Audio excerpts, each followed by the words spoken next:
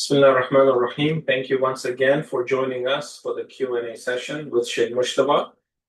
The question we are addressing in this session is regarding permissibility to share or reproduce copyrighted material, business secrets, or recipes or proprietary, formulas or things that are generally considered very specific to a business and could potentially harm if shared. So let's look at the answer that was provided. From an Islamic perspective, the permissibility of sharing or reproducing copyrighted material, business secrets, trade secrets, or recipes generally falls under principles of trust, honesty, non-harm to others, fulfilling contracts, and obeying just laws. Copyrighted materials, books, software, movies, etc., must be respected. Unauthorized copying, sharing, reproduction is not permissible if it violates the law, which is an obligatory precaution. Personal use, like photocopying a book or duplicating for yourself, is generally okay.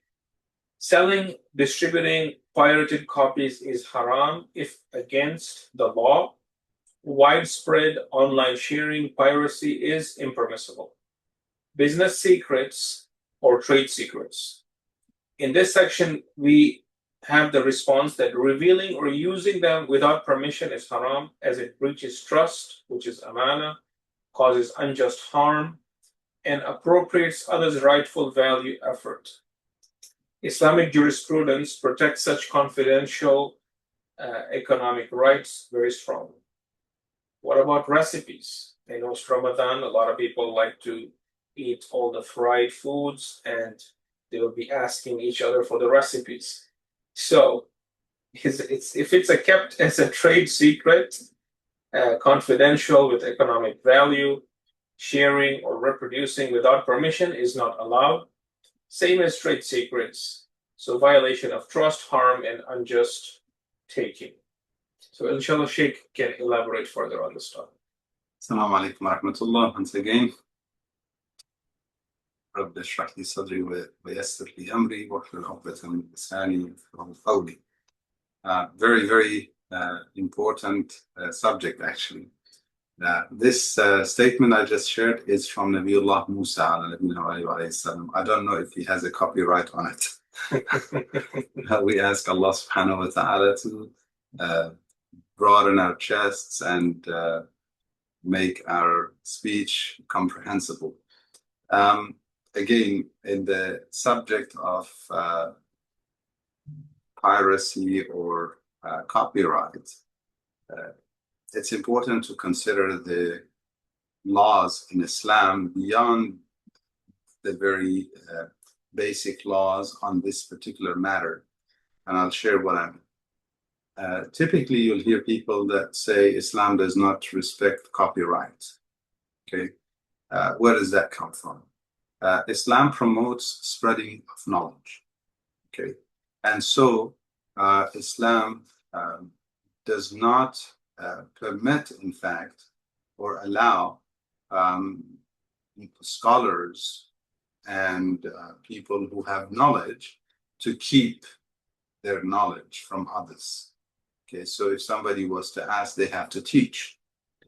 In Islam, a teacher should teach. If you have knowledge, you have to share knowledge. So this is a principle in Islam.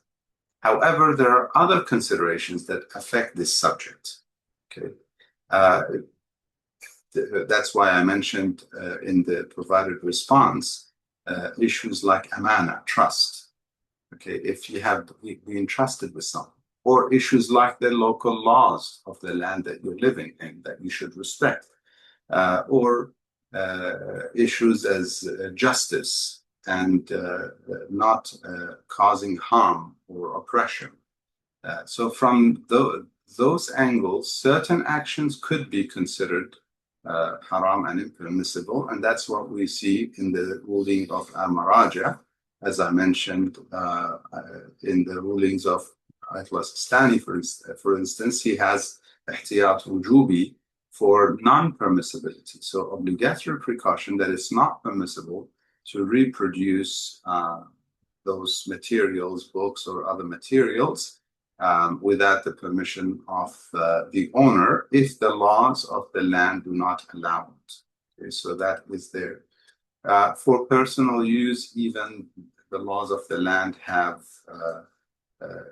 exclusions. If somebody was to copy something to use versus somebody who was copying it to spread and benefit themselves rather than the person who who produced the information and the knowledge and the work.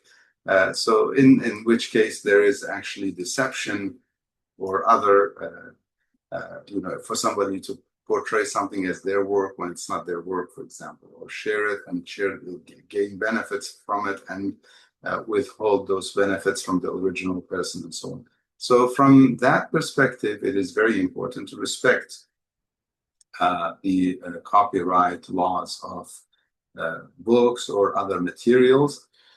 In terms of recipes and secrets of business, if the owners of the business have asked you and entrusted you with something, and typically if you work in certain industries, they do make you sign, if I'm not mistaken. In many cases, they make you sign non-disclosure, perhaps, or confidentiality, or certain statements that you are promising not to share what you learn while you are working with them or for them. In which case, Islam teaches us to honor our promise.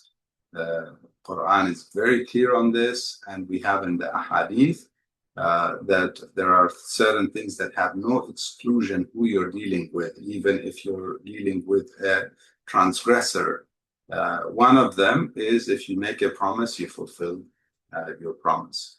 I hope that answers the question. Any follow-ups? If there are any comments or follow-ups, we can address them, inshallah. Okay.